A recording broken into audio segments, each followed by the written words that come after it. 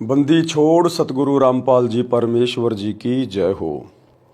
परमपिता परमात्मा सारी सृष्टि के रचनहार कुल मालिक असंख्य ब्रह्मांडों के स्वामी जगत गुरु तीनों लोकों में प्रवेश करके सबका भरण पोषण करने वाले राजाधिराज आत्माधार नाथों के नाथ देवों के देव महादेव सर्वेश्वर महेश्वर मृत्युंजय अजरो अमर आदि अनादि सनातनी प्रभु जगत पिता जगदीश्वर श्री श्री 1008 की उपाधि के वास्तविक अधिकारी अकाल मूर्त सौद स्वरूपी राम वासुदेव सर्वगतम ब्रह्म परम पूज्य प्रथम पूज्य परम संत परम पुरुष परम धनी परम दयालु सत्य कबीर हक्का कबीर अल्लाहु कबीर अल्लाहु अकबर बाखबर अल्लाह ताला जगत के तारणहार जगत के मुक्तिदाता जगत के जगन्नाथ हारे के सहारे हिंदुओं के राम मुसलमानों के अल्लाह सिखों के वाहिगुरु ईसाइयों के मसीह दया के सागर दया निधि करुणा के सागर करुणा निधि स्वयंभू परिभू संकट मोचन कष्ट हरण मंगल करण दुख भंजन अविगत कबीर निर्विकार निर्विषम परमात्मा अलय अलेख सतगुरु आदि अनादि सतगुरु असली मर्यादा पुरुषोत्तम असली राम असली कृष्ण असली घनश्याम असली मुरारी राजाओं के राजा महाराजाओं के महाराजा शहंशाहों के शहंशाह सम्राटों के सम्राट भगवानों के भगवान अल्लाहों के अल्लाह प्रभुओं के प्रभु मसीहों के मसीह सच्चे वाहिगुरु बाबाओं के बाबा पीरों के पीर सेठों के सेठ जगत सेठ सावड़सा सेठ सर्वगुण संपन्न अनंत कोटि कलाओं के स्वामी अनंत कोटि ब्रह्मांडों के नायक योगियों में महायोगी ध्यानियों में महाध्यानी सिद्धों में परम सिद्ध ज्ञानियों में तत्व ज्ञानी ब्रह्म ज्ञानी महाज्ञानी परम ज्ञानी सर्वश्रेष्ठ ज्ञानी विज्ञानी युवा कबीर समृद्ध कबीर असंवाद अमित ओझा सच्चे रहनुमा करीम अल्लाह शुभान अल्लाह दुनिया के अंतिम पैगंबर 8 सितंबर 1951 से गांव धनाना जिला सोनीपत हरियाणा भारतवर्ष की पावन भूमि पे प्रकट रियल कल्कि भगवान श्री नारायण साकार हरि श्री बाबा साहिब नूर अनंत परमात्मा संत श्रोमणी सतगुरु रामपाल जी परमेश्वर जी के चरण कमल में साध संगति से जुड़े हुए देश विदेश से आप और हम सभी सत्सेवक भाई बहनों का अनंत कोटि दंडवत प्रणाम। सत्साई भाई और बहनों, दया परमपिता परमेश्वर जी की सारी सृष्टि के रचनहार की सतगुरु रामपाल जी परमेश्वर जी के विशेष आशीर्वाद से उनकी विशेष अनुकंपा से उन्हीं के कर कमल से लिखित पवित्र पुस्तक जीने की राह के ऊपर वीडियो बनाने की श्रृंखला जारी है। इसी श्रृंखला में आज हमारा ये 11वें नंबर का वीडियो है। प्रत्येक वीडियो में गुरुदेव भगवान के आशीर्वाद से भगत हो चाहे जगत हो हमें भक्ति मार्ग से संबंधित बहुत सारी बातें पता चल रही है, जिन बातों को सुनकर हमारी रुचि और अधिक अध्यात्म की ओर अग्रसर हो रही है। भाई और बहनों, जीने की राह यदि इंसान को मानव शरीरधारी स्त्री या पुरुष को कोई बता सकता है तो केवल परमात्मा सतलोक से चलकर स्वयं ही सतगुरु की भूमिका करके सत्संग करते हुए बता सकते हैं। अन्यथा इस पृथ्वी पर एक जीव दूसरे जीव को जीने की राह नहीं बता सकता। जीने की राह केवल यही नहीं है, बचपन में खेले कूदे बड़े हुए पढ़ाई करी उससे थोड़े बड़े हुए शादी हुई बच्चे हुए उनका पालन पोषण किया बुढ़ापा आया और फिर मर गया। नहीं, असल में जीने की राह है इस मनुष्य जन्म से भक्ति पूर्ण करके और मोक्ष प्राप्त करवाना, क्योंकि ये मनुष्य जन्म हमें सिर्फ और सिर्फ परमात्मा की सत भक्ति करके जन्म मरण के रोग से छुटकारा प्राप्त करने के लिए ही मिलता है। और यदि हमें इस मनुष्य जन्म में पूर्ण परमात्मा सतगुरु रूप में नहीं मिले, यदि हमें उनकी सत भक्ति नहीं मिली, तो हम अपने इस शरीर को बर्बाद करके फिर 184 योनियों में और नरक में महाकष्ट भोगने के लिए चले जाते हैं। आज इस पृथ्वीवासियों का सौभाग्य है कि ये कलयुग की बिचली पीढ़ी है, भक्ति युग है, परमात्मा स्वयं सतगुरु रूप में धरती पे प्रकट हैं। मौका बिल्कुल भी ना गंवाएं, किसी के कहने से ना चलें, देखा देखी में ना सोचें ना विचार करें। अपनी आंखों से एक बार सतगुरु रामपाल जी के कर कमल से लिखित पवित्र पुस्तकों को पढ़ें, गूगल से डाउनलोड करें, विशेषकर ज्ञान गंगा और जीने की राह, तथा यूट्यूब पर सत्संग सुनिए सृष्टि रचना सतगुरु रामपाल जी। अन्यथा भाइयों और बहनों, ये मनुष्य जीवन आपका बर्बाद है, बर्बाद। आप चाहे देश के राजा हैं या मुख्यमंत्री हैं, कुछ भी हैं, बहुत बड़े पैसे वाले हैं, व्यापारी हैं, आज आपका पूरे विश्व में नाम है, लेकिन ये शरीर छूटने के बाद में आपका ये नाम कहीं का नहीं रहेगा। आपकी ये धन संपदा आपके साथ नहीं जाएगी। आपका ये शरीर भी 2 मुट्ठी राख बन जाएगा, गधे लौटेंगे उसके ऊपर, गधे। और यदि आपने बहुत ही ज्यादा नाम कर लिया, बहुत ज्यादा आपने कुछ कर दिया, ज्यादा से ज्यादा आपकी एक मूर्ति बना दी जाएगी चौराहे पे। सारा दिन आधा किलो मिट्टी फाकोगे गाड़ियों की, और साल में एक बार आपको नहला धुला के आपके ऊपर फूलों की माला डाल दी जाएगी, आपकी जयंती मना दी जाएगी। बाकी 363 दिन आपके सर के ऊपर कौवे गोबर करेंगे, बीट करेंगे, बीट। कोई आपकी मिट्टी उड़ाने भी नहीं आएगा कोई, जो आप अपना नाम करने के लिए, दुनिया के लिए ना जाने क्या क्या करके चले गए। ये दुनिया मतलबी है, स्वार्थी है, केवल अपने स्वार्थ के कारण लोगों को याद करती है। बाकी लोग बुढ़ापे में अपने माँ बाप को ठोकर मार देते हैं। आपकी चौराहे वाली मूर्ति किसी के क्या काम की। तो भाइयों और बहनों, यदि नाम भी करना है तो भक्ति मार्ग में करो। सतगुरु की शरण में आके भक्ति पर लगकर फिर दिखाओ, तुम्हारा इस जगत में भी नाम होगा। जैसे धन्ना सेठ का नाम है क्योंकि वो भगत था, मीराबाई का नाम है, वो भगत थी, नरसी भगत का नाम है, वो भगत था, सेव शमन का नाम है क्योंकि वो भगत थे। बाकी तो दुनिया अपने दादा परदादाओं को साल में एक बार याद करती है जब उनके श्राद्ध आते हैं, उनको भी कोई याद नहीं करता। तुम बाहर वालों को कौन याद करेगा। इसलिए सच्चा सतगुरु धरती पे प्रकट है, आप और हमारा सौभाग्य है। तो सतगुरु रामपाल जी के सत्संग अपने मोबाइल पर, यूट्यूब पर सुनना शुरू करें और अपने जीवन को धन्य बनाएं। तो पिछले वीडियो में गुरुदेव भगवान ने हमें किस प्रकार से समझाया कि घर घर में लड़ाई झगड़ा है, घर घर में कलह है। कारण क्या है? संतों का अभाव। और यदि किसी ने किसी संत की शरण भी ग्रहण कर रखी है तो वो नकली है, वो शास्त्र विरुद्ध साधना बताने वाला संत है। उसके वचन में शक्ति नहीं है, उसकी भक्ति में वो शक्ति नहीं है जिससे आपकी घर की कलह मिट सके, आपका ये 84 लाख योनियों का कष्ट कट सके, आपके जन्म मरण का रोग समाप्त हो सके। उन शास्त्र विरुद्ध साधना बताने वाले आचार्य शंकराचार्यों के वश की बात नहीं है। जब तक सच्चे सतगुरु के सत्संग आपके घर में प्रवेश नहीं होंगे, जब तक सच्चे संत की आप शरण ग्रहण नहीं करेंगे, तब तक आपके संस्कारों में कोई बदलाव नहीं हो सकता। और इसी प्रकार से आपका घर लड़ाई झगड़े का केंद्र बना रहेगा। अकाल आकस्मिक दुर्घटनाएं होंगी आपके घर में। कभी युवा बेटा मर गया, कभी युवा बेटी मर गई, कभी एक्सीडेंट में पूरा का पूरा परिवार तबाह हो गया। वो आपके नकली आचार्य शंकराचार्य, पोप, पादरी आपको नहीं बचा पाएंगे। इसलिए सच्चे सतगुरु के सत्संग सुनना अति शीघ्र शुरू करें। तो आज हम आगे बढ़ते हैं पवित्र पुस्तक जीने की राह, पेज नंबर 80, पार्ट नंबर 11। गुरुदेव भगवान ने एक शब्द के माध्यम से हमारी आत्मा को जगाना चाहा है कि ये आत्मा रिश्ते नातों में उलझ कर बैठी है। ये मेरा जवाई, ये मेरी बेटी, ये मेरा बेटा, ये मेरी पुत्र वधू, ये मेरी सास, इन्हीं रिश्ते नातों में उलझ के बैठी है। और ना जाने कब वो सास मर जाए, कब वो दामाद मर जाए, कब वो बेटा बेटी मर जाए, एक सेकंड का भरोसा नहीं है। तो परमात्मा कहते मनुष्य जन्म प्राप्त करके सत भक्ति कर, कुछ सुकर्म कर ले। सुकर्म यही नहीं होता कुत्ते को रोटी डाल दी, गाय को रोटी डाल दी, किसी को कम्बल दे दिया, तीर्थों पे जाके घूम के आ गए। ये भी सुकर्म है, लेकिन इन सुकर्मों से हमारा अगला जन्म नहीं संवरेगा। अगला जन्म तो सच्चे सतगुरु की शरण में आके और उनके बताए अनुसार सुकर्म करने से सुधरेगा। तो क्या बताया गुरुदेव ने? नाम सुमर ले, सुकर्म कर ले, कौन जाने कल की, खबर नहीं पल की। कि भैया तेरे इस मनुष्य शरीर का एक सेकंड का भरोसा नहीं है, कोई गारंटी नहीं है ये कब तेरे हाथ से छूट जाए।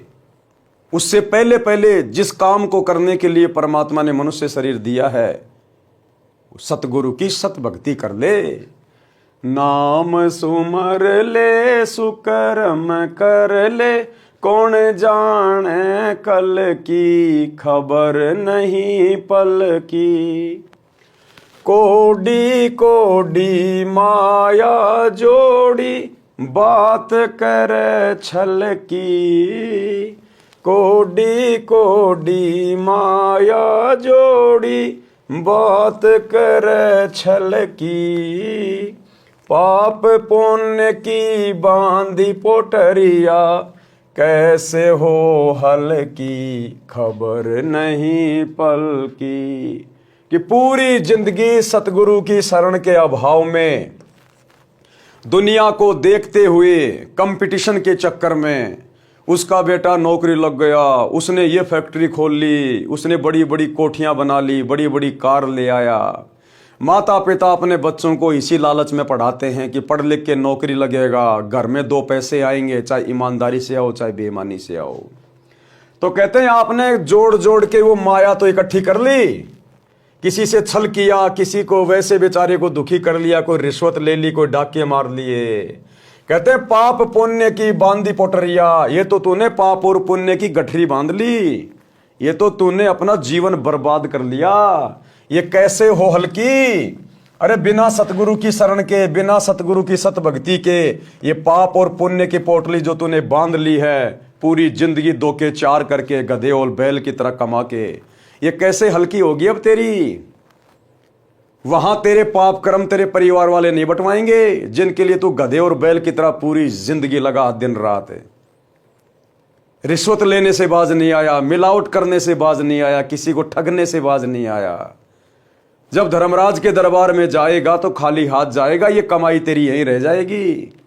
दुनिया ऐश करेगी तेरी कमाई पे, जिस कमाई को जोड़ने के लिए तूने पाप इकट्ठे कर लिए। अब ये पाप तेरे को खुद को भोगने पड़ेंगे धर्मराज के दरबार में। तेरी प्यारी पत्नी, तेरी माँ, तेरे प्यारे प्यारे बेटा बेटी तेरे पाप कर्म नहीं बटवाएंगे, वहां तेरे हाथ काटे जाएंगे, तुझे गरम तेल के कड़ाई में तला जाएगा, तेरी आंखें फोड़ी जाएंगी, कीड़ों के कुंड में वहां पर तेरे को ही डाला जाएगा। अपने पाप प्राणी स्वयं भोगेगा।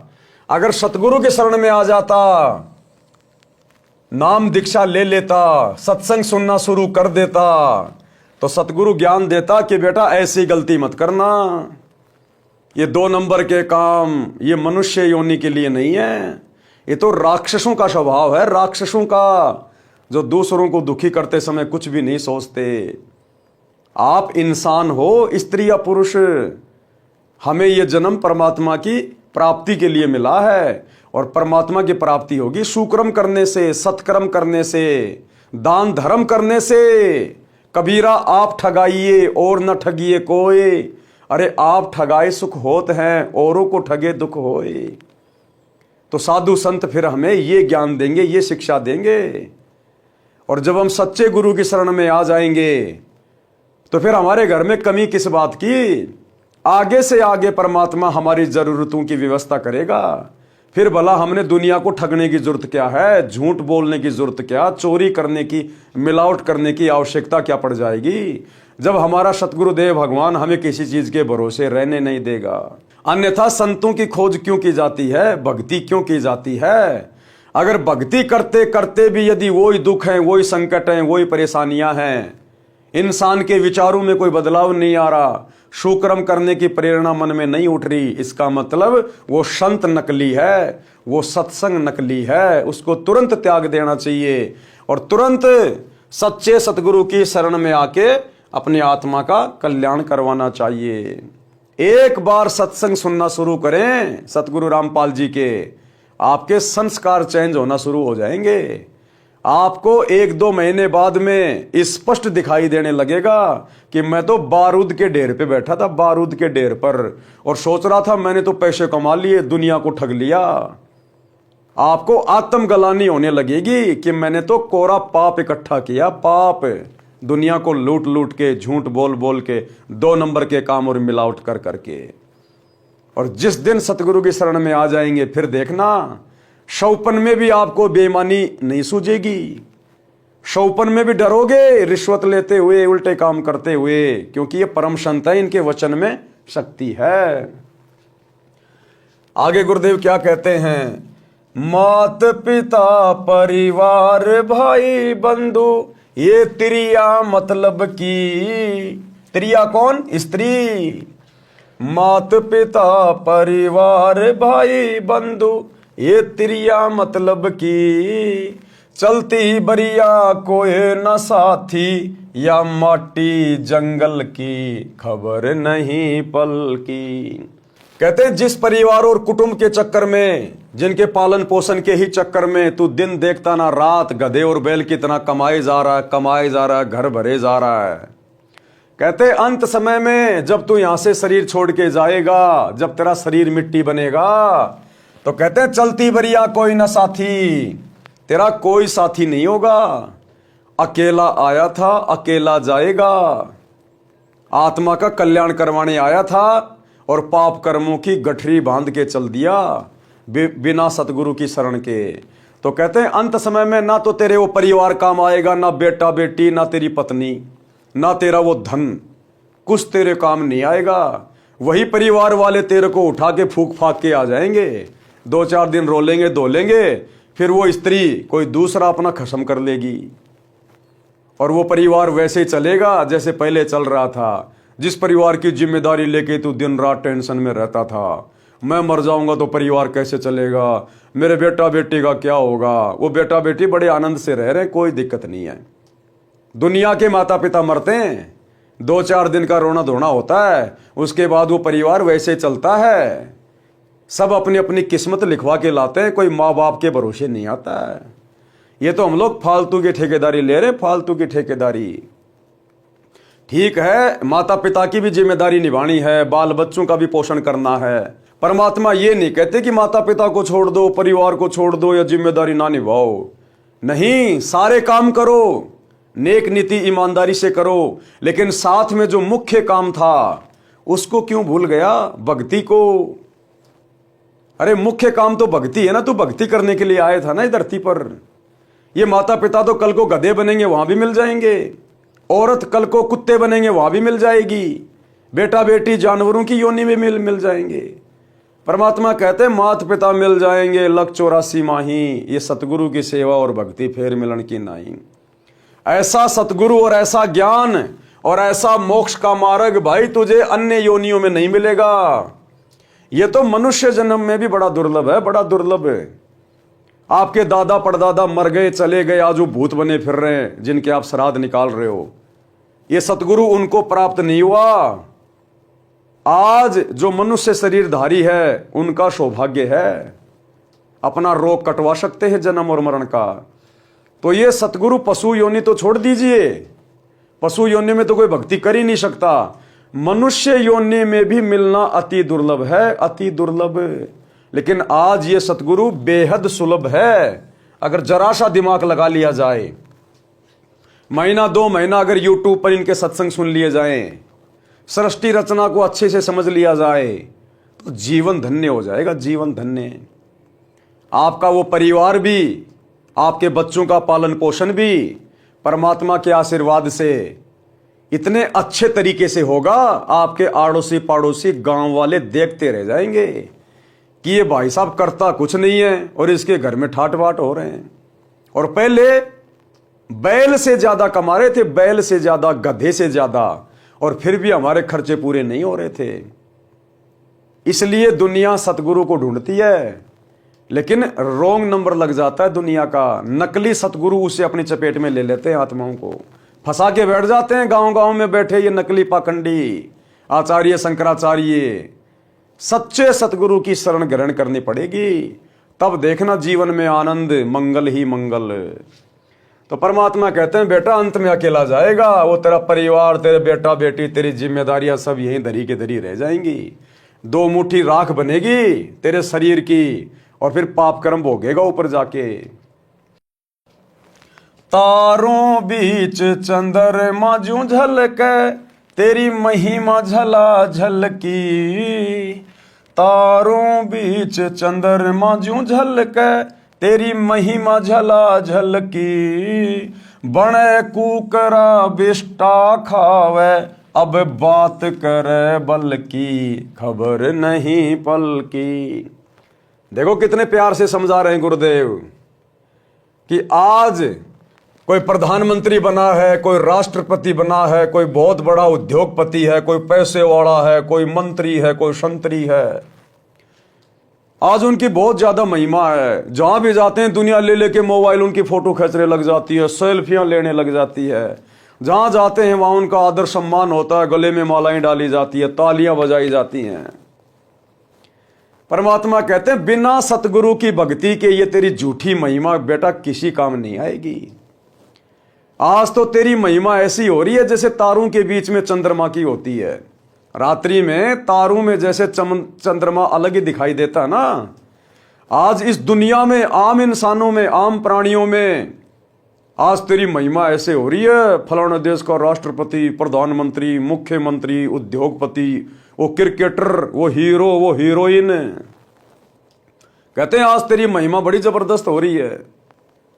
लेकिन एक सतगुरु की शरण में ना आने से ये महिमा तेरी रहेगी कितने दिन? चलो मान लिया जब तक तेरा शरीर है 60 साल का, 70 साल का, तू मंत्री बन लिया, प्रधानमंत्री बन लिया, दुनिया तेरी फैन हो रही है, तेरी महिमा बन रही है। और जब शरीर छूटेगा तब कहां जाएगा? फिर तेरे ऊपर परमात्मा का नियम लागू होगा, परमात्मा का विधान लागू होगा। सीधा 84 लाख योनियों में तेरे को डाला जाएगा। और 84 लाख योनियों में क्या बनेगा? कुत्ता। क्या खाएगा? टट्टी, गोबर। कहते बने कुकरा बिष्टा खावे और इब बात करे, बल्कि वर्तमान में तो धरती तोल रहा है। सेनाएं तेरे आगे पीछे रहती हैं, बॉडीगार्ड तेरे आगे पीछे चल रहे हैं। तेरे पास रहने की कमी नहीं, खाने की कमी नहीं, एरोप्लेन में यात्राएं कर रहा है, दुनिया तेरी फैन है। और शरीर छूटने के बाद में कुत्ता बनेगा, गोबर खाएगा, टट्टी खाएगा, दुनिया की गाड़ियां खाएगा, कुत्ता कुत्ता। कहते कहां गई वो तेरी महिमा? तू देख नहीं रहा क्या? ये दुनिया भर के कुत्ते, गधे, सुअर, बैल ये क्या खा रहे हैं, कैसे रह रहे हैं, कैसे कैसे कष्ट में अपना जीवन व्यतीत कर रहे हैं? क्यों भाई? अरे इन जानवरों ने ऐसा क्या बुरा कर दिया जो बेचारे ये इतना कष्ट भोग रहे हैं? आत्मा तो इनके अंदर भी है, सुख दुख इनमें भी है, मोह ममता इनके अंदर भी है। ये इतना दुखी क्यों? और इंसान तू इतना सुखी क्यों? ये वही अफलातून है, ये गधे, कुत्ते, बैल, ऊंट, ये वही राजा, महाराजा, मंत्री, प्रधानमंत्री, वो क्रिकेटर, वो बॉलीवुड वाले, ये ही है वो जो पूरी जिंदगी अपनी झूठी महिमा करके चले गए और अंत समय में इनकी ये दुर्गति हो रही है। आज एक सच्चे सतगुरु की भक्ति ग्रहण ना करने के कारण है, क्योंकि सतगुरु के भक्ति के बिना संस्कार नहीं कटते। 84 लाख योनियों का कष्ट नहीं कटेगा, यह चक्कर नहीं कटेगा। और 84 में चक्कर काटने के बाद फिर तेरे को नरक में ठोका जाएगा। नरक में गरुड़ पुराण पढ़ लेना, नरक क्या होता है। तो कहते हैं संसार की झूठी महिमा है, 4 दिन की झूठी महिमा। आगे की सोच, आगे की नाम सुमर ले, शुक्रम कर ले, कौन जाने कल की, खबर नहीं एक पल की। आगे क्या कहते हैं परमात्मा? ये संसार रैन का सुपना, जैसे ओश बूंद जल की, सत्य नाम बिना सब साधना, गार्या दल दल की, खबर नहीं पल की। कि ये दुनिया, ये संसार, कहते हैं ये तो एक रात्रि के सपने के जैसी है। जैसे हम लोगों को रात्रि में सौपन आता है, हम सेठ बन जाते हैं, राजा बने हैं, दिल्ली बंबई में घूम रहे हैं, हवाई जहाज में घूम रहे हैं, बड़े बड़े होटलों में खा रहे हैं। और जैसे सुबह सपना समाप्त होता है, आंखें खुलती हैं, कुछ भी तो नहीं, ना दिल्ली ना बंबई, वही टूटी चारपाई पे पड़ा है, वहीं अपने बेड पे पड़ा है। कहां गई वो जहां घूम रहा था तू रात को सौपन में, राजा महाराजा बन के, सेठ बन के? परमात्मा कहते हैं वो रात्रि का सपना घंटे 2 घंटे का। अरे ये जीवन भी तो एक सपना है, ये थोड़ा सा लंबा है। ये किसी का 30 साल का, किसी का 40 साल का, जिसकी जितनी उम्र है वो केवल सपने में जी रहा, सपने में, क्योंकि परमानेंट नहीं है। तेरे दादा परदादा देख ले, तेरी पीढ़ियां देख ले, कोई 60 साल जिया, कोई 70 साल, कोई 80 साल, कोई 100 साल। तू कितने दिन जिएगा? जाना तो तेरे को भी पड़ेगा। जैसे उनके सपने टूट गए ऐसे तेरे भी टूटेंगे। जिस दिन तेरी मौत आएगी उस दिन तेरा ये सपना टूट जाएगा। फिर तू हकीकत में खड़ा मिलेगा धर्मराज के दरबार में नंगा होके अपना अकाउंट करवाने के लिए। और धर्मराज तो एक ही बात कहेगा, ला भैया भक्ति, अरे भक्ति ला, भक्ति धन, कबीरा सब जग निर्धना, धनवंता ना कोई, और धनवंता सो जानिए जिसके पास राम नाम धन होए। तू कहेगा जी मैंने तो भक्ति करी नहीं, मुझे तो पता ही नहीं था। नहीं पता तो चल नरक में, चल गधा कुत्ता सुअर की योनियों में। कितना समझा के भेजा था तेरे को, वहां पर तेरी पूरी फिल्म चला दी जाएगी असंख्य जन्मों की, कि देख हाथ जोड़ रहा था, ये भगवान एक बार मनुष्य जन्म दे दे, ये परमात्मा अब की बार तेरी भक्ति करूंगा और कुछ नहीं करूंगा, कोई फालतू काम नहीं करूंगा। क्योंकि उस समय हमें हमारे असंख्य जन्मों का ज्ञान होता है कि हमने कितने जन्म बर्बाद कर दिए, स्त्री या पुरुष बनकर, राजा महाराजा बनकर। फिर वहां जाने के बाद कुछ नहीं बनेगी। इसलिए उस लाइन में खड़ा ना होना पड़े, वहां पर शर्मिंदगी ना हो, नरक में ना जाना पड़े, 84 में ना जाना पड़े, उसके लिए वो दयालु परमात्मा स्वयं सतगुरु बन के आता है और अपना सत ज्ञान देता है कि भाई मान जा, सुधर जा। अगर तुम लोगों को नहीं पता है तो कम से कम संतों की बातें सुन लो। संतों को आगे पीछे सब कुछ पता होता है, क्योंकि संत त्रिकालदर्शी होते हैं, उनकी दिव्य दृष्टि काम करती है, उन्हें तुम्हारे भविष्य का पता है, आगे पीछे का। इसलिए संत धरती पर आकर निस्वार्थ भाव से परमार्थ के लिए प्रचार करते हैं। संतों को किसी से क्या मतलब है। लेकिन सच्चा सतगुरु केवल एक समय में पूरे विश्व में एक ही होता है, और आज केवल सतगुरु रामपाल जी हैं। तो परमात्मा कह रहे हैं भैया उस समय तेरे साथ में ये बनेगी, ये संसार रैन का सपना यानी रात के सौपन जैसा है। जिस दिन मौत हो जाएगी ये शरीर भी तेरे साथ नहीं जाएगा, कोई इसको जमीन में गाड़ेगा, कोई इसको आग के हवाले करेगा। वो तेरे बेटा बेटी, परिवार, धन संपत्ति, खेत खलियान, तेरे फार्म हाउस, तेरे यार दोस्त, तेरी कार कोठी, तेरा वो पद, तेरे वो फैन, तेरे वो फॉलोवर, सब यहीं के धरे रह जाएंगे। अकेला जाएगा, तेरे साथ कोई नहीं जाएगा। फिर किसके सहारे रहेगा? फिर तुझे कौन बचाएगा? वहां तेरी कोई महिमा नहीं करेगा, वहां तो भगत की महिमा होती है, भगत की। धर्मराज भी अगर कांपता है तो भक्ति के सामने कांपता है। यहां चाहे देश का राजा बन के चला जा और भक्ति करी नहीं, वहां पर कान पकड़ के उठक बैठक निकलवाई जाती है। वहां नहीं चलती है प्रधानमंत्री, ये राष्ट्रपति वाली दादागिरी, प्रधानमंत्री वाली ये पावर वहां नहीं चलती। वहां तो भक्ति चलती है, भक्ति। तो परमात्मा कहते हैं सतनाम बिन सवै साधना गार्या दलदल की।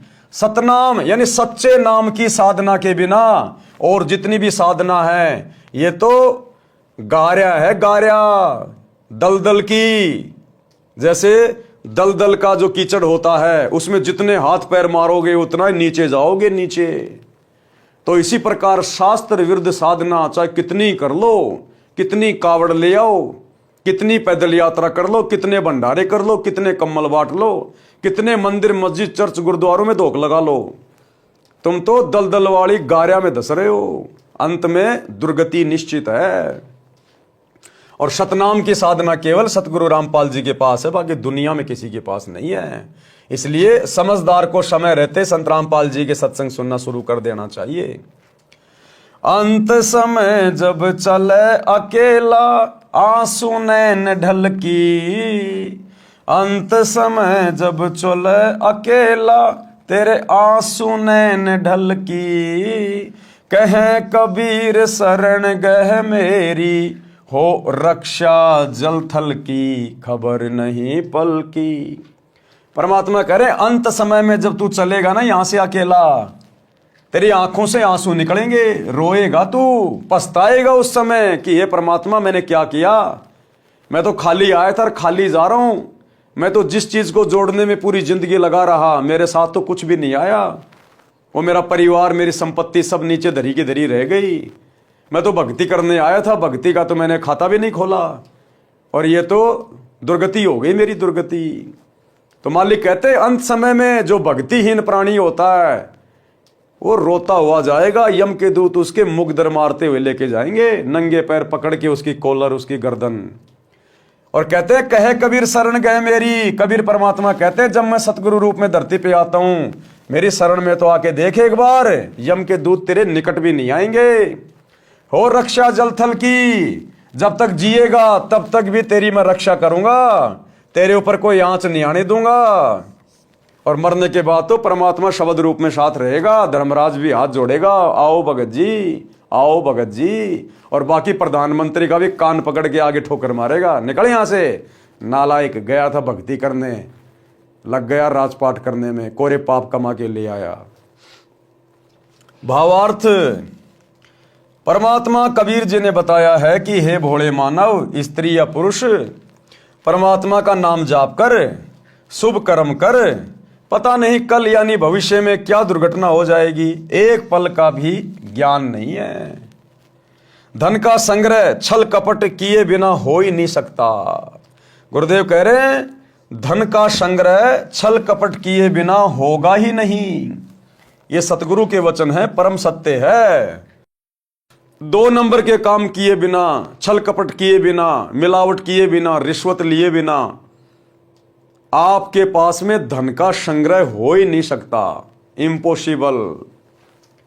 जिसमें से कुछ धर्म पर भी खर्च कर देता है, इस प्रकार पाप तथा पुण्य की 2 गठरी बांध ली, ये कैसे हल्की होंगी।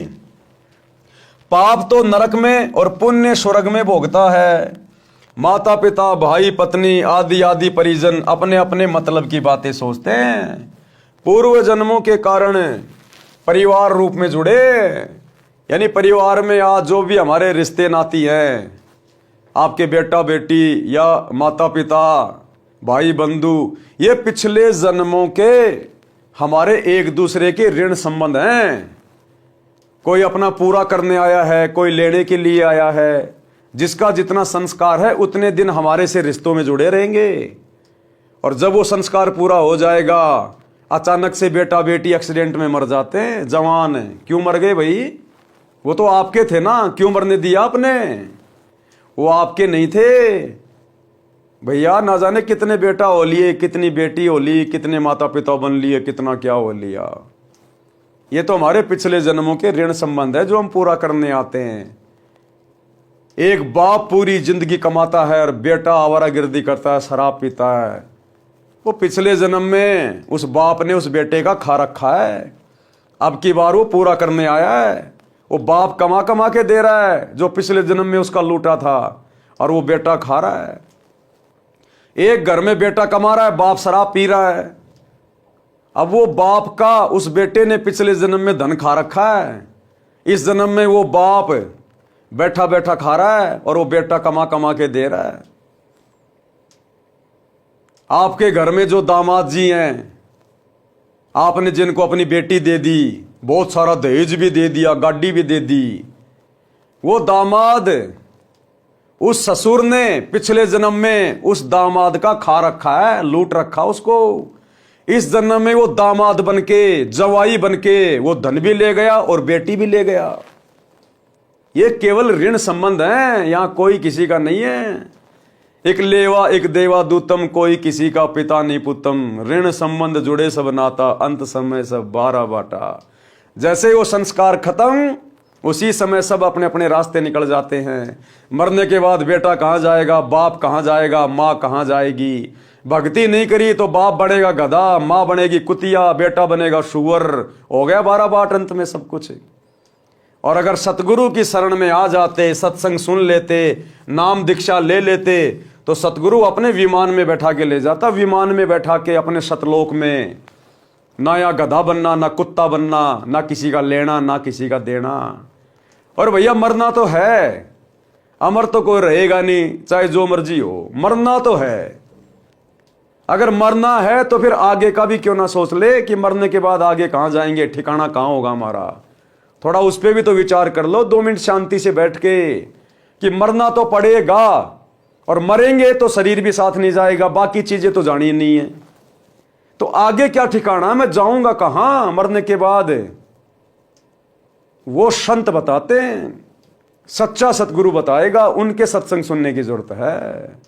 ये दुनिया केवल तुम्हें यहां का ज्ञान दे सकती है, ज्यादा धन कैसे कमाया जाएगा, 2 नंबर के काम कैसे किए जाएं, दुनिया को कैसे ठगा जाए, ये दुनिया केवल तुम्हारे को कर्म बिगाड़ने वाली बातें समझा सकती है। लेकिन संत तुम्हारे कर्म सुधारने वाली बातें बताएगा, इसलिए संतों की जरूरत पड़ती है। जिसका समय पूरा हो जाएगा, संस्कार समाप्त होता जाएगा, वह तुरंत परिवार छोड़कर चला जाएगा।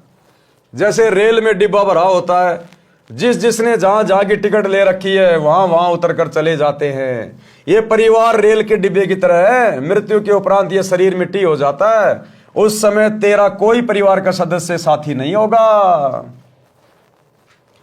एक व्यक्ति अपनी पत्नी से बहुत प्रेम करता था। अब समझा रहे हैं परमात्मा कि परिवार में ही उलझ कर रहने वाले, अपने जीवन को बर्बाद करके जाने वाले, जरा सा ध्यान दो।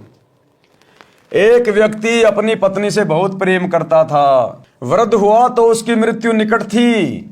उसने अपनी पत्नी से कहा कि आप मेरे साथ चलोगी? वह तुरंत मना कर गई कि ना, मैं ना मरूं तेरे साथ, तेरे तो 3 साल छोटी सूं। वृद्ध को उस दिन सदमा हो गया। उसने उससे बात करना भी बंद कर दिया। निकट आए तो मुंह मोड़ ले, बोले कुछ नहीं। 60 वर्ष के साथ में उस वृद्ध को पहली बार एहसास हुआ कि कोई किसी का नहीं है। यदि उस वृद्धा को समझ होती और वास्तविक प्रेम होता तो कहती कि मुझे भी साथ ले चलना। वृद्ध ने क्या साथ ले जाना था, वो तो मजाक कर रहा था, कोई साथ थोड़ी लेके जाना था। उसका मन खुश हो जाता, आसानी से मर जाता। समय से पूर्व वृद्धा को कौन मारता? इससे सिद्ध है कि वास्तविक प्रेम की बातें दूर की कोडी हैं, सब स्वार्थ के कारण जुड़े हैं, स्वार्थ के कारण।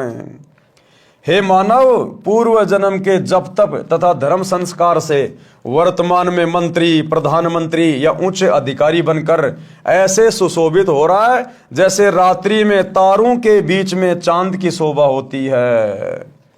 यदि सत्संग विचार नहीं सुने तो आत्मज्ञान के बिना, परमात्मा की भक्ति ना करके भविष्य के जन्म में कुत्ता बनकर बिष्टा यानी गोबर टट्टी खाएगा। बड़े कुकरा खावे बिष्टा। अब तू अपने बल यानी शारीरिक शक्ति, पद की ताकत की बातें करता है, फिर पशु बनकर महान कष्ट उठाएगा। नर से फिर तू पशुआ कीजे, गद्दा बैल बनाई। मरने के बाद क्या होगा भक्तिहीन प्राणी का? नर यानी इंसान से फिर तू पशु बनेगा, गधा कुत्ता सुअर बनेगा, बैल बनेगा, ऊंट बनेगा। तेरे नाक में नाथ डाली जाएगी, फोड़ फोड़ के खेत में जोता जाएगा। नर से फिर तू पशुआ कीजिए, गद्दा बैल बनाई।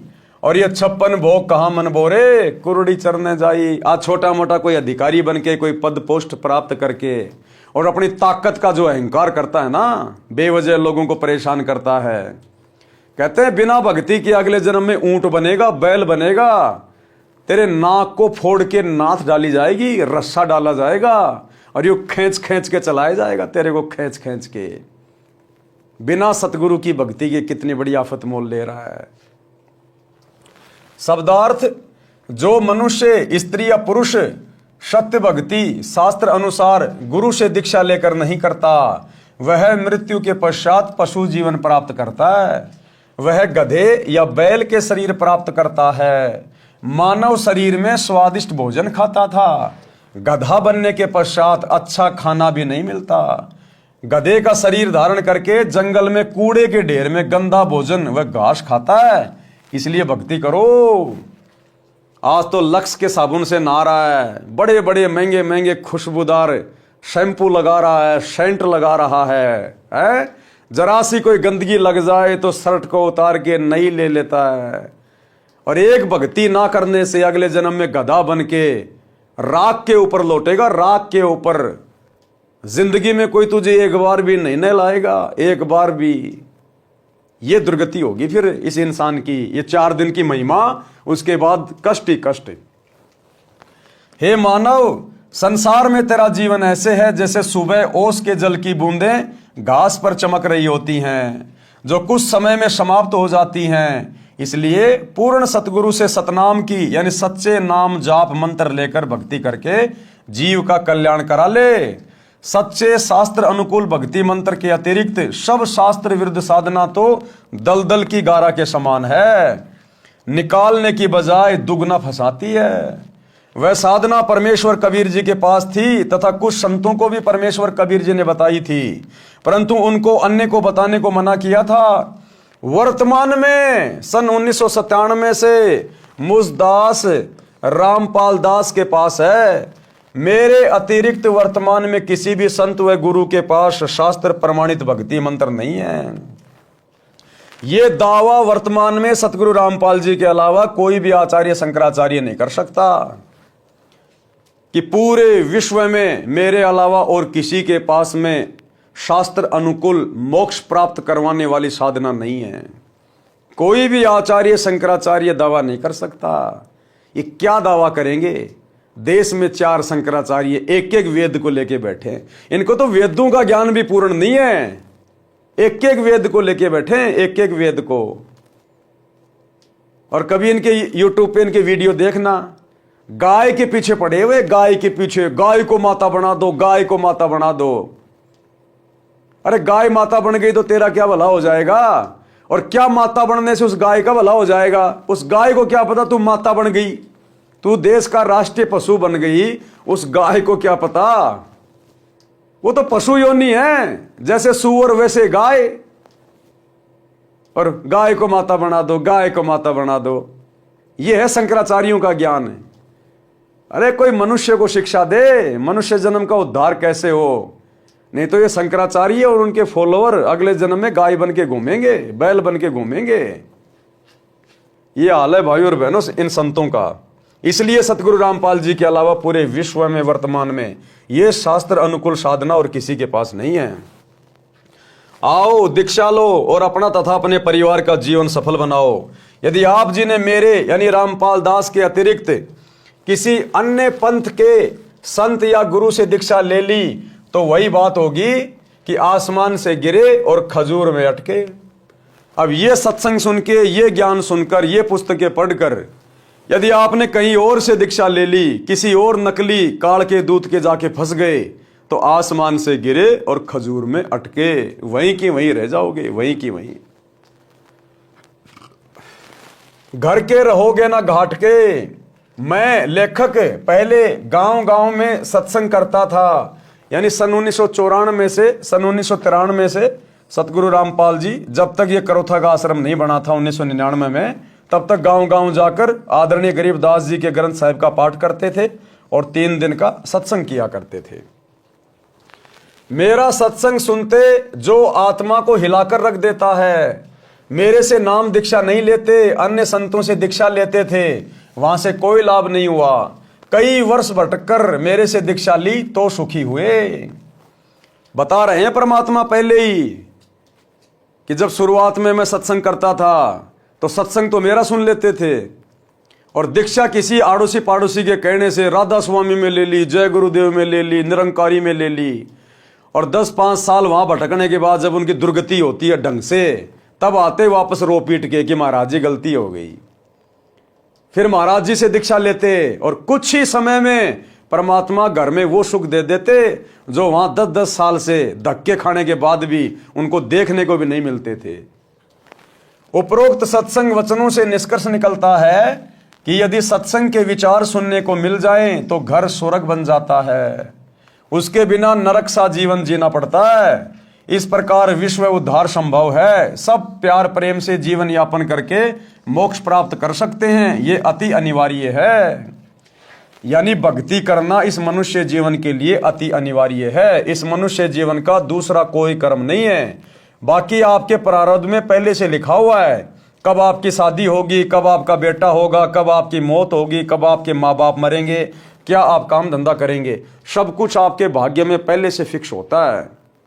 इसलिए सच्चे सतगुरु की शरण में आकर शत भक्ति करके अपने जीव का कल्याण करवाना, 84 लाख योनियों और नरक से छुटकारा प्राप्त करना, एकमात्र यही मनुष्य जन्म प्राप्त करने का मुख्य मकसद होता है। और ये मकसद केवल यहां से सफल होगा, दूसरा चाहे ब्रह्मा विष्णु महेश की गोद में जाके बैठ जाना, कुछ नहीं मिलेगा। वर्तमान की कुछ सत्य कथाएं, यानी सतगुरु रामपाल जी से उपदेश लेने के बाद जो परिवार पहले उजड़े पड़े थे, उनका घर नरक हुआ पड़ा था, सतगुरु की शरण में आने के बाद किस कदर वो आत्माएं उभर गई, आज उनका घर स्वर्ग समान हो चुका है। नोट, निम्न कथा यहां पर तथा शेष पृष्ठ 299 पर पढ़े। भगत सुरेश दास के उजड़े परिवार को बसाया। गांव डिग्गल पाना गंजा, भगत का नाम सुरेश एलावत तथा भगतमती का नाम यशवंती।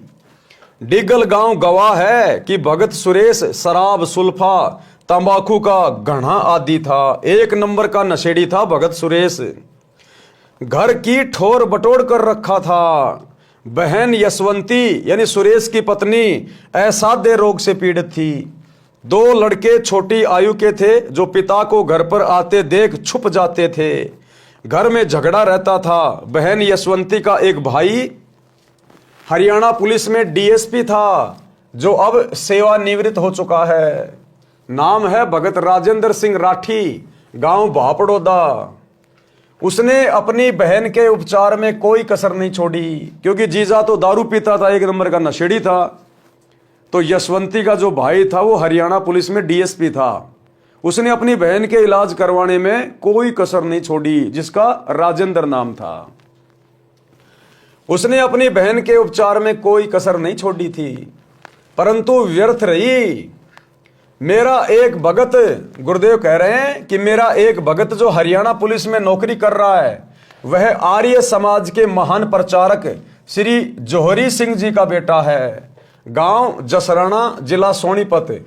इसके साथ मेरा छोटा भाई महेंद्र भी हरियाणा पुलिस में नौकरी करता था, जिसको सन 2016 में रिटायर होना था, परंतु परमार्थी मिशन के उद्देश्यों को समझकर सन 2005 में रिटायरमेंट लेकर मेरे साथ हाथ बटा रहा है। मेरा भाई एसपी रोहतक का ड्राइवर था। क्या कह रहे गुरुदेव? मेरा भाई एसपी रोहतक का ड्राइवर था। भगत जयवीर मलिक डीएसपी झज्जर का ड्राइवर था। दोनों जब मिलते थे तो मेरा भाई उससे इस ज्ञान की चर्चा करता था।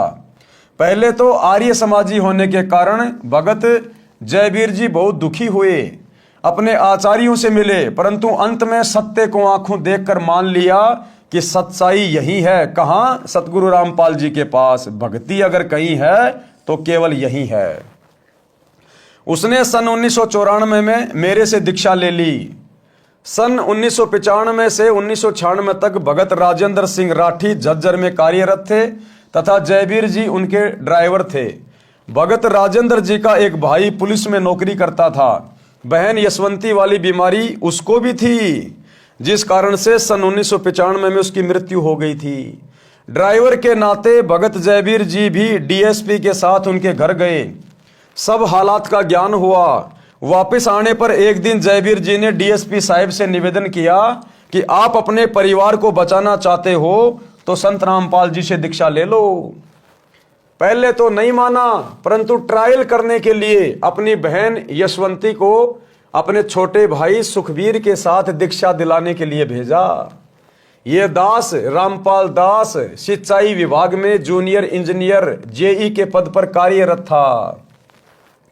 गुरुजी के आदेश से दीक्षा देने लगा तथा प्रचार करने लगा। मिशन के उद्देश्य से परिचित होकर जनहित तथा जगहित में सन 1995 में नौकरी से त्यागपत्र देकर प्रचार प्रसार में लग गया। यानी गुरुदेव भगवान ने सन 1995 में अपनी जेई की नौकरी से त्यागपत्र दे दिया इस परमार्थ के लिए। त्यागपत्र हरियाणा सरकार द्वारा स्वीकृत है। गांव गांव में संत गरीबदास जी महाराज की वाणी का अखंड पाठ करता था, सत्संग करता था। 3 दिन यह अनुष्ठान चलता था। ज्ञान समझाकर बुराई छुड़वाकर दीक्षा देता था, जिस कारण उपदेशी को आश्चर्यजनक लाभ होता था। इसी क्रम में एक दिन सन 1996 में गांव पंजाब खोड़ दिल्ली में भगत जगदीश जी के घर पाठ चल रहा था। भगत जगदीश भी प्रथम श्रेणी का शराबी उत्पाती शराब पीता था तथा डीटीसी दिल्ली में नौकरी करता है। उसकी पत्नी की लाइलाज बीमारी भी मुजदास से दीक्षा लेने के पश्चात ठीक हो गई थी। कर्ता परमात्मा है, उसकी शक्ति संत के माध्यम से आती है।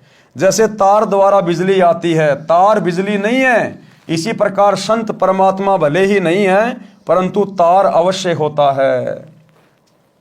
उस समय बहन यशवंती की जीभ काम करना बंद कर गई थी। उस राजेंद्र की बहन थी यशवंती, उसकी जीभ भी बिल्कुल काम करना बंद कर गई थी।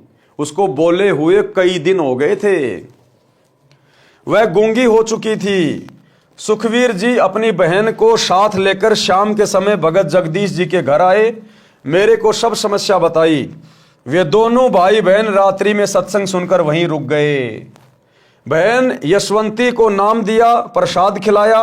सुबह उठकर वह अपने भाई से बोली, भाई मैं बोलने लग गई हूं। वो यशवंती जो भयंकर बीमारी से पीड़ित थी, उसके भाई राजेंद्र ने, डीएसपी ने दुनिया भर का पैसा लगा दिया लेकिन ठीक नहीं हुई। अंत में उसकी जुबान भी काम करना बंद कर गई, गूंगी हो गई। और जिस दिन सतगुरु रामपाल जी से रात्रि के समय नाम लिया, प्रसाद खाया और जाकर सो गई, सुबह उठी तो अपने भाई से बोली, भाई मैं तो बोलने लग गई, मैं तो स्वस्थ हो गई, मैं ठीक हो गई हूं। यह चमत्कार देखकर दोनों भाई बहन उपस्थित व्यक्तियों जो सत्संग सुनने और भोग लगाने के समय पहुंचे थे, सबको बता रहे थे कि कमाल हो गया। उसके पश्चात डीएसपी साहब ने तथा सर्व परिवार तथा रिश्तेदारों ने दीक्षा ली। आज सब सकुशल हैं, भक्ति कर रहे हैं। भगत सुरेश प्रथम श्रेणी का शराबी था, जिसके घर पे पाठ चल रहा था, सत्संग चल रहा था। अपनी पत्नी को ठीक हुआ देखकर सत्संग में आने लगा। शराब तथा सर्व नशा त्याग कर नाम लेकर सुधर गया। उस समय तक कोई आश्रम नहीं बनाया था, गांव गांव में प्रचार किया जाता था।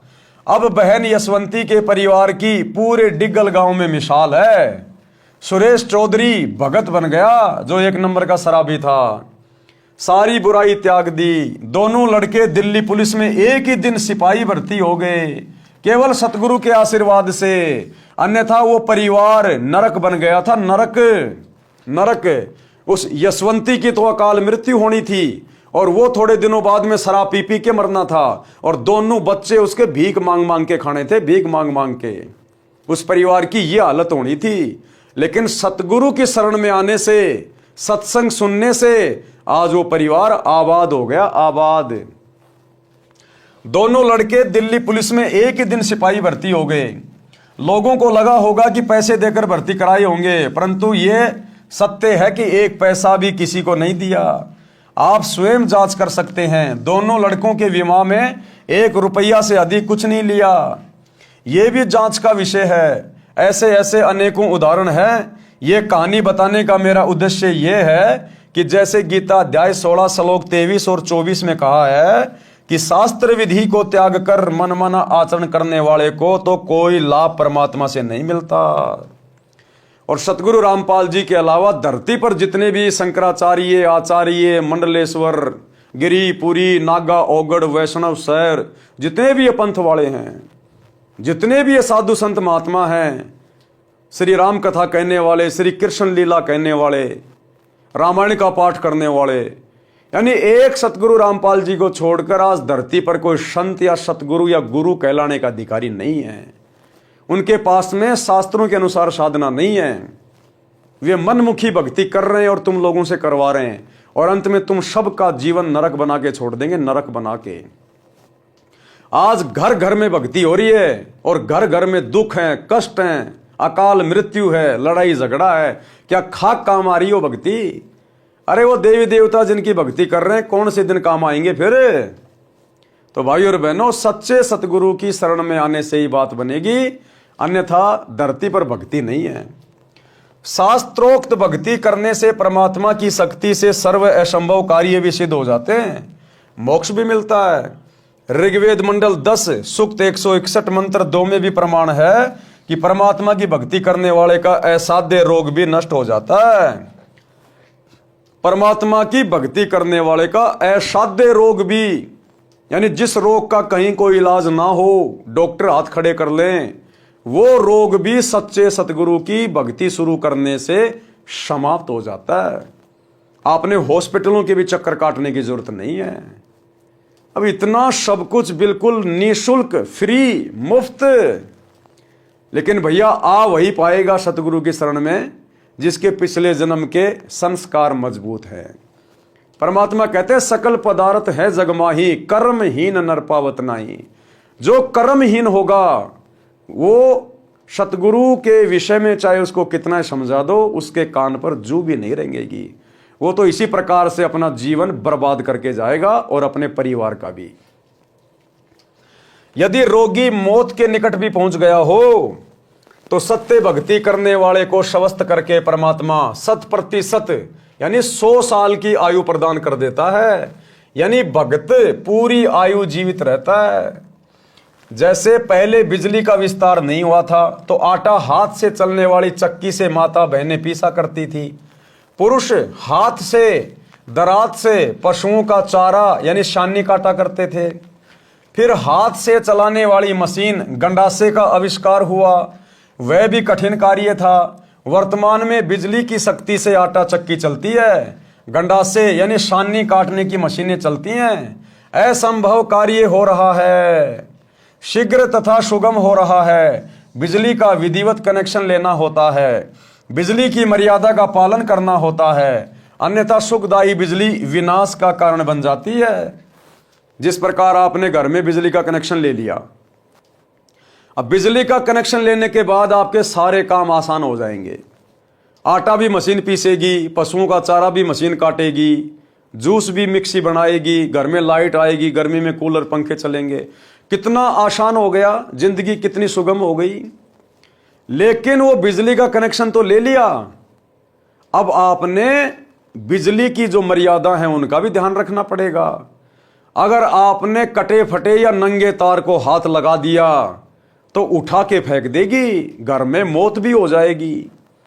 ठीक इसी प्रकार आपने सतगुरु का ज्ञान समझकर सतगुरु से नाम दीक्षा तो ले ली, लेकिन अब आपने उनकी मर्यादाएं भी निभानी पड़ेंगी। जो जो मर्यादा सतगुरु हमें बताएंगे कि आपने क्या भक्ति करनी है, क्या नहीं करनी है, क्या क्या आपने धर्म कर्म करने हैं और क्या क्या सावधानियां रखनी है, ताकि आपका नाम खंड ना हो जाए, मर्यादा टूट ना जाए। अगर मर्यादा तोड़ोगे तो सतगुरु की भक्ति से फिर कोई लाभ नहीं होगा। कनेक्शन ले लिया और आपने अपनी लाइन को खराब कर दिया किसी कारण से, तो घर में फिर बिजली नहीं आएगी, सारी सुविधा बंद हो जाएंगी। तो भक्ति लेने के बाद में मर्यादा बहुत जरूरी है, कंपलसरी है। इसी प्रकार परमात्मा का कनेक्शन लेना पड़ता है, यानी सच्चे सतगुरु से नाम उपदेश लेकर अपना जो कनेक्शन है वो भक्ति से जोड़ना पड़ेगा। इसी प्रकार परमात्मा का कनेक्शन लेना पड़ता है और परमात्मा की मर्यादाओं का पालन करना होता है, तब सर्व सुख तथा मोक्ष परमात्मा देता है। मर्यादा भंग होने से परमात्मा की शक्ति आनी बंद हो जाती है, सर्व सुविधाएं मिलनी बंद हो जाती हैं। डिग्गल गांव के व्यक्ति उन झूठे आचार्यों की बात को सत्य मानकर करोथा आश्रम में जाने वाले अपने गांव वालों को रोकते थे, तो भगत सुरेश जी तथा बहन यशवंती जी हाथ जोड़कर गांव के उन व्यक्तियों से कहते थे कि गामराम मारो चाहे छोड़ो, हम आश्रम में जाना बंद नहीं करेंगे। हमारा तो घर वहीं से बसा है, नहीं तो हम आज उजड़ गए होते। परमात्मा ने उनकी सच्ची भक्ति का फल भी ऐसे ही दे रखा है। सत्संग न सुनने से सर्वनाश हुआ। अब एक तो आपने कथा सुन ली कि सत्संग सुनने से, सच्चे गुरु की शरण में आने से किस प्रकार उजड़ा हुआ घर भी आबाद हो गया, और सत्संग ना सुनने से, सतगुरु की शरण में ना आने से कैसे आबाद परिवार भी बर्बाद हो जाते हैं। कबीर राम नाम कड़वा लागे और मीठे लागे दाम, भाई दुविधा में दोनों गए या माया मिली ना राम। शब्दार्थ, सत्संग न सुनने वाले मानव स्त्री पुरुष को परमात्मा के विधान का ज्ञान नहीं होता, जिस कारण से उनको परमात्मा के विषय में चर्चा भी अच्छी नहीं लगती है। धन संग्रह करना अच्छा लगता है, जिस कारण से उनको दोनों से हाथ धोने पड़ते हैं। यानी उससे न तो परमात्मा मिलता है और न ही मृत्यु के पश्चात धन भी यहीं रह गया, उसके दोनों ही हाथ से निकल गए। पंजाब प्रांत में मेरे यानी रामपाल दास के पूज्य गुरुदेव जी का आश्रम तलवंडी भाई की नामक कस्बे में है। उनके सतलोक चले जाने के पश्चात उनका दास रामपाल दास महीने के दूसरे रविवार को सत्संग करने जाता था। मेरे गुरुदेव जी के कुछ शिष्य तलवंडी भाई की कस्बे के सेठ भी हैं। उनका रिश्तेदार शुक्रवार को एक वृद्धा की मौत पर शोक व्यक्त करने सहपरिवार आया था। वह शनिवार 2 बजे बाद दोपहर को अपने घर चंडीगढ़ जाने लगा तो सत्संगी रिश्तेदारों ने उनसे कहा कि आज और रुक जाओ, कल सुबह 8-10 बजे सत्संग होगा, आप सत्संग सुनकर प्रसाद लेकर जाना। यानी जहां गुरुदेव सत्संग करने जा रहे थे तो वहां पर उनका कोई रिश्तेदार आया हुआ था जिनके घर पे सत्संग था। पैसे वाला था, बड़ी पार्टी थी, बिजनेस करता था, मारुति गाड़ी में सहपरिवार आया हुआ था। उनके घर में कोई मौत हो गई थी, इसलिए शोक व्यक्त करने आया था। तो जब वो जाने लगा तो भक्तों ने कहा जी आज और रुक जाओ, 10-11 बजे गुरु जी का सत्संग है, 2-3 घंटे सत्संग होगा, सुन के आराम से चले जाना आप जी। लेकिन उसको तो भैया पैसे की चिंता हो रही थी कि मेरी पार्टी आई हुई है, उसको मैंने होटल में ठहराना है, उसके लिए मैंने बहुत ज़्यादा बंदोबस्त करने हैं, मेरा उसके साथ में एग्रीमेंट होना है, मैंने 5 लाख रुपए उससे कमाने हैं। अब 1995 में 1998 में 5 लाख रुपए भाई साहब आज के 15-20 लाख रुपए के बराबर थे। तो वो नहीं माना और सहपरिवार बिना सत्संग सुने चल दिया। रिश्तेदार ने कहा कि कल रविवार को एक पार्टी आएगी, 2 बजे उनसे मेरा अनुबंध होना है यानी एग्रीमेंट है, जिसमें मुझे 5 लाख रुपए का लाभ होगा। यह घटना सन 1998 की है। सत्संगियों ने आग्रह किया कि आप रविवार को 11 बजे सुबह चलोगे तो भी आप समय पर पहुंच सकते हो, फोन करके उन्हें सूचित कर देंगे कि वे कुछ देर से आ जाएंगे। परंतु वह नहीं माना क्योंकि उसको तो पैसे दिखाई दे रहे थे 5 लाख। उसके परिवार में कुल 4 सदस्य थे, पत्नी तथा बेटा बेटी। चारों अपनी मारुति कार में सवार होकर चंडीगढ़ के लिए शनिवार को रवाना हो गए। चंडीगढ़ से कुछ पहले अंबाला शहर के पास एक बजरी का भरा ट्रक खराब हालत में खड़ा था। उसके पिछले टायर निकाल रखे थे, जैक लगा रखा था। माया के लोभी को केवल 5 लाख का ही लाभ नजर आ रहा था। यानी वही बातें सोचता हुआ गाड़ी चला रहा था, पार्टी आएगी, एग्रीमेंट करूंगा, उस बिजनेस में मुझे 5 लाख रुपए मिलेंगे, 5 लाख से फिर ये करूंगा वो करूंगा। कार पूरी गति से चला रहा था। कार उस बजरी के भरे ट्रक के नीचे घुस गई, जैक हट गया, पूरा परिवार कुचल गया। बड़े दुख के साथ कहना पड़ रहा है कि यदि सत्संग सुनने के लिए रुक जाता तो ये नाश नहीं होता। माया के बिना तो काम चल जाता, परंतु काया के बिना यानी शरीर के बिना नहीं चलता, क्योंकि शरीर है तो परमात्मा की भक्ति करके आत्म कल्याण कराया जा सकता है। परमेश्वर कबीर जी ने सतर्क किया है कि कबीर राम नाम कड़वा लागे और मीठे लागे दाम, दुविधा में दोनों गए माया मिली ना राम। अब उसको सत्संग तो लग रहा था कड़वा और 5 लाख रुपए लग रहे थे मीठे। ये राम नाम कड़वा लागे और मीठे लागे दाम, और दुविधा में दोनों गए माया मिली ना राम। अब मर गया, पूरे परिवार को ले मरा, हो गया पूरा घर बर्बाद, मर गए सारे के सारे। वो एग्रीमेंट वहीं धरा का धरा रह गया, ना वो पैसा साथ गया और शरीर भी उसका भी सत्यानाश कर दिया, जिस शरीर से भक्ति करके मोक्ष प्राप्त कर सकता था। इसलिए भाई और बहनों, संतों की शरण अति आवश्यक है। कहते हैं संत शरण में आने से आई टले बला, और जय मस्तक में सूली हो कांटे में टल जा। अगर वो सत्संग सुनने के लिए रुक जाता तो वो बला संत टाल देता। संत इसीलिए तो प्रयास करता है अपने भक्तों में प्रेरणा करके।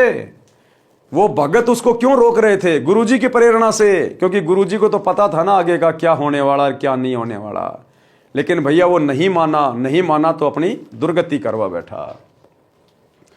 शब्दार्थ, सत्संग ना सुनने वाले मानव स्त्री पुरुष को परमात्मा के विधान का ज्ञान नहीं होता, जिस कारण से उसको परमात्मा के विषय में चर्चा भी अच्छी नहीं लगती। धन संग्रह करना अच्छा लगता है, जिस कारण से उसको दोनों से हाथ धोने पड़ते हैं। यानी उससे न तो परमात्मा मिलता है और मृत्यु के पश्चात धन भी यहीं रह गया। उसके दोनों ही हाथ से निकल गए। इसलिए भाई और बहनों, सत्संग की ओर रुचि करो, आत्म कल्याण कराओ और जीवन की राह को आसान बनाओ। और ये जीवन की राह आसान वर्तमान में केवल एकमात्र सच्चे संत सतगुरु रामपाल जी की सत भक्ति से होगा। दूसरा धरती पे कोई सेंटर नहीं। और सत्संग में जाने से बड़ी आपत्ति टल जाती है। कबीर संत शरण में आने से आई टले बला, जय भाग्य में सूली हो, यानी मौत भी हो, कहते हैं कांटे में टल जा। भावार्थ, समर्थ कबीर परमेश्वर के कृपया पात्र सच्चे गुरु सतगुरु से दीक्षा लेने वाले भगत या भगतमती की परमात्मा रक्षा करता है। यदि पूर्व जन्म के पाप के कारण साधक को मौत की सजा सूली यंत्र के द्वारा मिलनी भाग्य में लिखी हो, जो अत्यधिक पीड़ादायक होती है। पहले के टाइम में राजा महाराजा सूली की सजा तोड़ा करते थे। एक 5 या 6 फुट का भाले नुमा ऊपर से पहना एक लकड़ी होती थी, उसको जमीन में गाड़ दिया जाता था। और जिस व्यक्ति को सूली की सजा सुनाई जाती थी उसको अच्छे से बांध के ऊपर उसके एक चकड़ा लगा दिया जाता था और उस व्यक्ति को गुदा द्वार से बैठा दिया जाता था ऊपर। उसकी गुदा से वो भाला अंदर जाता था शरीर में, धीरे धीरे धीरे धीरे, और खोपड़ी से निकलता था। इतनी कष्टदायक पीड़ादायक मौत दी जाती थी, उसको कहते थे सूली तोड़ना। तो परमात्मा कहते हैं अगर आपके भाग्य में वो सूली से सजा तोड़ना भी लिखी है और यदि आप सच्चे सतगुरु की शरण में आ जाते हैं तो गुरुदेव भगवान कहते हैं वो कांटे में टल जाती है। यानी महीने 2 महीने की जेल में काट देगा परमात्मा। अगर गर्दन कटनी हो तो आपके हाथ की उंगली कट के रह जाएगी। संत आपका इतना बचाव कर देते हैं और आपके शरीर को भक्ति के लिए सुरक्षित रख देते हैं। तो परमात्मा उस भगत के उस मृत्यु दंड को समाप्त करके कुछ छोटा मोटा दंड, जैसे पैर में कांटा लगना, इतना देकर टाल देता है। भयंकर दंड को नाम मात्र के दंड में बदल देता है, जो बहुत बड़ी बला यानी परेशानी थी। एक गांव में संत का आश्रम था। अब देखो कैसे एक कथा के माध्यम से गुरुदेव भगवान हमें समझा रहे हैं कि किस प्रकार से परम संत की शरण में आने के बाद सूली जैसी सजा भी एक कांटे में टल जाती है, हल्के में परेशानियां कट जाती हैं। एक गांव में संत का आश्रम था जो गांव से लगभग 2 किलोमीटर दूर बना था। उस गांव के कई परिवार संत जी के शिष्य थे। संत जी वर्ष में केवल 2 बार उस आश्रम में आते थे। उसके साथ कुछ स्थायी शिष्य भी आते थे। वह संत अपनी मंडली के साथ प्रत्येक बार 2 महीने उस आश्रम में रहता, फिर अन्य आश्रम में जाता था। संत जी अपने कार्यक्रम के अनुसार 2 महीने के लिए आया हुआ था।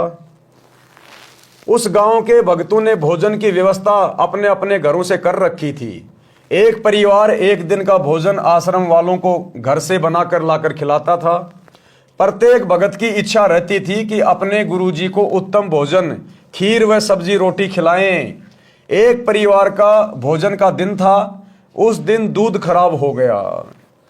जिस दिन एक बहन का भोजन का नंबर था गुरुजी को भोजन खिलाने का, उस दिन उसकी भैंस का दूध खराब हो गया। तो अब वो दूध मांगने के लिए अपने किसी पड़ोसन के पास गई। उस दिन दूध खराब हो गया। उस माई का नाम कस्तूरी था। उसी के पड़ोस में एक परिवार था जिसमें केवल 2 माँ बेटे थे। कारण यह था कि उस बहन रामो के पति की मृत्यु असमय हो गई जब लड़का 2 वर्ष का था। उस बहन ने एक घटना देखी थी कि उसके परिवार में दूसरे दादसरे की संतान में एक बहू विधवा हो गई थी। एक पुत्र 3 वर्ष का था। उसने अपने देवर से शादी कर ली। देवर भी शादीशुदा यानी मैरिड था। देवर से भी उसको एक पुत्र प्राप्त हो गया। देवर देवरानी उससे मजदूर के समान बर्ताव करते थे। रूखा सूखा जूठा टुकड़ा पहले बेटे तथा माता को देते थे, जिस कारण से लड़के ने बड़ा होने पर आत्महत्या करनी पड़ी। वह भी पागल होकर कहीं चली गई। सब देवर जेठ बुरे नहीं होते। इस घटना को याद करके उस रामो बहन ने जेठ देवर से विवाह नहीं किया, लत्ता नहीं ओढ़ा, अपने बेटे करमपाल को पाला पोसा, मेहनत मजदूरी की। कुछ जमीन भी थी, उसी में मेहनत करके गाय भैंस को पालती थी। अपने बेटे को अच्छा घी दूध खिलाती पिलाती थी, विचार करती थी कि बेटा शीघ्र जवान हो जाएगा, इसका विवाह करूंगी, ये अपने कार्य को संभाल लेगा, मैं सुख का जीवन जीऊंगी। परंतु सत्संग बिना ज्ञान नहीं, ज्ञान सतगुरु देता है, और भक्ति बिना जीव सुखी नहीं हो सकता, चाहे कितना ही धनी क्यों ना हो, चाहे कोई कितना ही धनी क्यों ना हो, भक्ति बिना 2 टके का भी सुख नहीं है। आज आप प्रधानमंत्री से मिल लीजिए, राष्ट्रपति से मिल लीजिए, किसी बड़े उद्योगपति से मिल लीजिए, यदि आप 5-7 दिन उनके साथ रह के देखेंगे, आपको मौका मिल जाए कभी उनके पास में रहने का, उनके घर पे, आपको उनसे ज्यादा महादुखी व्यक्ति दुनिया में कोई दूसरा दिखाई नहीं देगा। 24 घंटे उनको चैन नहीं, नींद भी पूरी नहीं लेते। आज वहां मीटिंग है, आज वहां जाना है, आज वहां नुकसान हो गया, उस फैक्ट्री में ये हो गया, वहां काम चल रहा था 2 मजदूर बन गए, पुलिस आई हुई है। रातों को गोलियां खा खा के सोते हैं, शराब पी पी के। जरा सा सुख नहीं है, जरा सा चैन नहीं है। बस केवल हमें दिखाई देते हैं कि ये तो एरोप्लेन में घूम रहा है, महंगी महंगी गाड़ियां ला रखी हैं, बड़ी बड़ी कोठियां बना रखी हैं। उनके अंदर सुख शांति 1 पैसे की भी नहीं है, 1 पैसे की भी।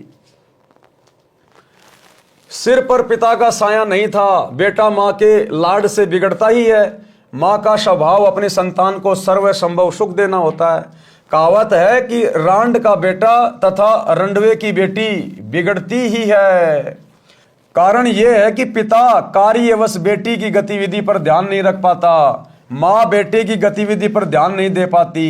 बेटी को तो अपने साथ रखती है, जिस कारण से करमपाल नशा करने लग गया। अब यह कहानी परमात्मा उस औरत की बता रहे हैं जिस औरत का उस दिन दूध खराब हो गया था, और उसके पड़ोस में जो औरत थी रामो और उसका बेटा करमपाल, ये उनकी कथा परमात्मा बता रहे हैं।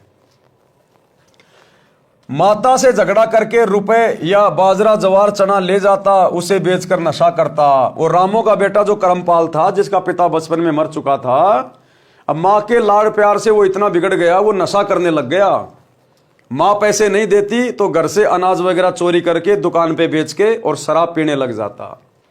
मां सारा दिन रोती रहती थी कि सोचा क्या था, ये कैसी कर्म गति, आगे से आगे सब उल्टा हो रहा है। जिस चिंता के कारण दुबली पतली हो गई थी। भगतमती कस्तूरी अपनी पड़ोसन रामो यानी राम प्यारी के घर गई। पहले कुशल मंगल की औपचारिकता करते हुए पूछा कि बेटा क्या कर रहा है, कैसे हो माँ बेटा। ये बात सुनकर बहन रामो रोने लगी और बोली कि बहन कैसे भी नहीं है, लड़का बिगड़ गया है, नशा करता है, कहना नहीं मानता है, झगड़ा करता है, गाली गलौज पर उतर आता है। आपको तो पता है परिवार तथा गांव वालों ने मेरे ऊपर कितना दबाव डाला था। जेठ का लत्ता ओढ़ ले, पति के बड़े भाई से पुनः विवाह करने के लिए। मैंने राजवंती की घटना से डरकर जेठ से विवाह नहीं किया। अपने बेटे को सुखी देखने के लिए आज इसने उससे भी अधिक दुख दे दिया। मन करता है कि कहीं चली जाऊं या आत्महत्या कर लूं। भगतमती कस्तूरी ने कहा कि बहन गलत बात नहीं सोचा करते, बड़ा होकर सुधर जाएगा। आप मर गई तो तेरे को पता है चाचे ताऊ सारी जमीन हड़प लेंगे, लड़के को अधिक नशा कराकर मार डालेंगे। ऐसा विचार न कर, एक काम करो, मेरे साथ सत्संग में चला करो। यहां अकेली के मन में ऐसे विचार आते रहेंगे, सूख कर काटा हो गई हो। रामो बोली ना बहन ना, मेरे को तो नगर के लोग वैसे ही शक की नजर से देखते हैं। कोई व्यक्ति किसी कार्यवश घर आ जाता है तो छतों पर चढ़कर एक आंख से देखते हैं। आपके तो सिर पर धनी पति है, मैं सत्संग में चली गई तो जीना आराम कर देंगे, मुझे मरना ही पड़ेगा। बहन यूं बता आज सुबह सुबह कैसे आना हुआ। और रामो ने कहा कि बहन आज सुबह सुबह कैसे आना हुआ।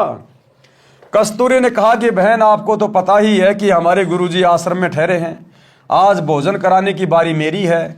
बहन खीर बनानी थी, दूध खराब हो गया, कुछ दूध उधार दे दे, कल लौटा दूंगी। यह बात सुनकर बहन रामो में करंट सा आ गया और दूध निकालकर बाल्टी खूंटी से लटका रखी थी, उठकर सारा का सारा दूध कस्तूरी की बाल्टी में डाल दिया। कस्तूरी ने कहा कि बहन कुछ तो रख ले, रामो बोली, बहन ना जाने कौन से जन्म का पुण्य उदय हुआ है, मुझ निर्भाग का दूध पुण्य में लगेगा। बस बहन ले जा, संतों भक्तों को भोजन करा। कस्तूरी बहन आश्चर्यचकित थी कि सारा का सारा दूध तो मैं सत्संगी होते हुए भी नहीं दे सकती थी, किलो 2 किलो तो रखती। बहन रामो को तो सत्संग की प्रेरणा की आवश्यकता है कि ये तो अच्छी आत्मा है, बहुत दयालु आत्मा है, इसको तो सत्संग के बारे में कभी फुर्सत में समझाना पड़ेगा, बताना पड़ेगा। उस दिन तो कस्तूरी को समय नहीं मिला। अगले दिन के 11-12 बजे रामो के घर गई। गांव में 12 से 2 तक दिन का समय महिलाओं को बातें करने का मिल जाता है। 2 घंटे तक सत्संग की बातें जो गुरुजी से सुनी थी सारी बताई, परंतु लोकलाज के कारण रामो मानने को तैयार नहीं थी। बहन कस्तूरी ने बताया कि हे बहन, आपने मीराबाई का नाम सुना है? रामो बोली कि हाँ, श्री कृष्ण जी की भगतनी थी।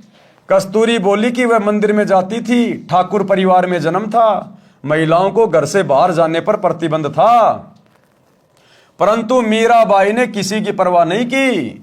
फिर उसका विवाह राजा से हो गया।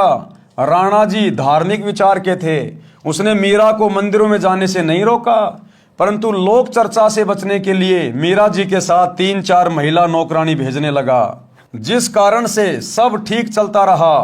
कुछ वर्ष पश्चात मीरा जी के पति की मृत्यु हो गई। देवर राजगद्दी पर बैठ गया। उसने कुल के लोगों के कहने से मीरा को मंदिर में जाने से मना किया, परंतु मीराबाई जी नहीं मानी, जिस कारण से राजा ने मीरा को मारने का षड्यंत्र रचा। विचार किया कि ऐसी युक्ति बनाई जाए कि यह भी मर जाए और बदनामी भी न हो। राजा ने विचार किया कि इसे कैसे मारें। राजा ने कहा कि सपेरे एक ऐसा सर्प ला दे कि डिब्बे को खोलते ही खोलने वाले को डंक मारे और व्यक्ति मर जाए। ऐसा ही किया गया। राणा जी ने अपने लड़के का जन्मदिन मनाया। उसमें रिश्तेदारों तथा अन्य गणमान्य व्यक्ति आमंत्रित किए। राजा ने मीरा जी की बांदी यानी नौकरानी से कहा कि ले, यह बेशकीमती हार है, मेरे बेटे का जन्मदिन है, दूर दूर से रिश्तेदार आए हैं, मीरा को कह दे कि सुंदर कपड़े पहनकर इस हार को गले में पहन ले, नहीं तो रिश्तेदार कहेंगे कि अपनी भाभी जी को अच्छी तरह नहीं रखता, मेरी इज्जत बेइज्जती का सवाल है।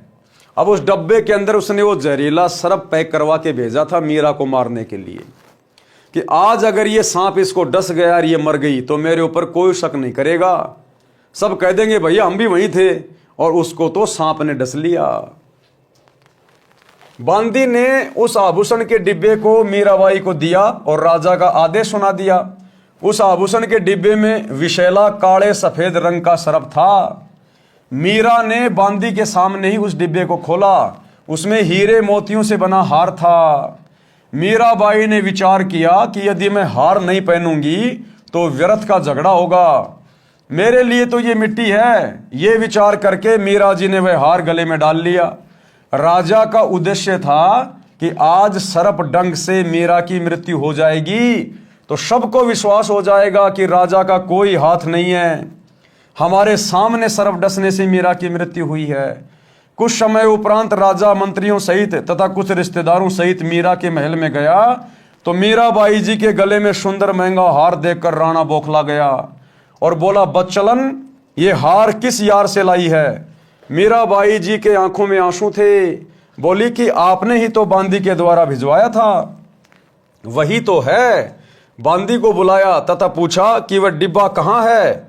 बांदी ने पलंग के नीचे से निकाल कर दिखाया, यह रहा राजा जी जो आपने भेजा था। राजा वापस आ गया। राजा ने सोचा कि अब की बार इसको विष में अपने सामने पिलाऊंगा, नहीं पिएगी तो सिर काट दूंगा। मीराबाई को विष से मारने की व्यर्थ कोशिश। तो भाइयों और बहनों, आज के वीडियो में हम केवल इतना ही लेंगे क्योंकि ये कहानी बहुत लंबी है, एक वीडियो में कंप्लीट नहीं हो सकती है। अभी तो इसमें रामोबाई की कहानी चलेगी, कैसे उसका बेटा कुसंगति में पड़ के चोरी करने लग गया, शराब पीने लग गया, फिर कैसे गुरुजी के आशीर्वाद से वो रामोबाई भी सत्संग में जाने लगी, उसने उपदेश ले लिया, और कैसे उसका बेटा उस कुसंगति से, नशे की आदत से, चोरी की आदत से बाहर निकला, और कैसे उसका घर स्वर्ग के समान हो गया और किस प्रकार से मीराबाई को जहर पिलाकर उसका देवर राणा मारने की व्यर्थ कोशिश करने लगा। आगे चलकर कैसे मीरा का जहर अमृत में परिवर्तित हुआ, कैसे परमात्मा ने मीराबाई की रक्षा की और कैसे मीरा ने समाज से संघर्ष करते हुए अपनी भक्ति को सफल किया। तो ये कहानी लंबी है, इसलिए एक वीडियो में कंप्लीट नहीं हो पाएगी, इसलिए आज के वीडियो में केवल इतना ही। कल रात्रि 8 बजे सभी भाई बहन फिर से लाइव जुड़िए। तब तक गुरुदेव भगवान हम सबको आज्ञा दें, इजाजत दें, सद्बुद्धि दें, आशीर्वाद दें। बंदी छोड़ सतगुरु रामपाल जी भगवान की जय हो। भाई जो गुरु बचन पे डट के कट गे फंद 84 के, कट गे फंद 84 के, कट गे फंद 84 के। भाई जो गुरु बचन पे डट के कट गे फंद 84 के।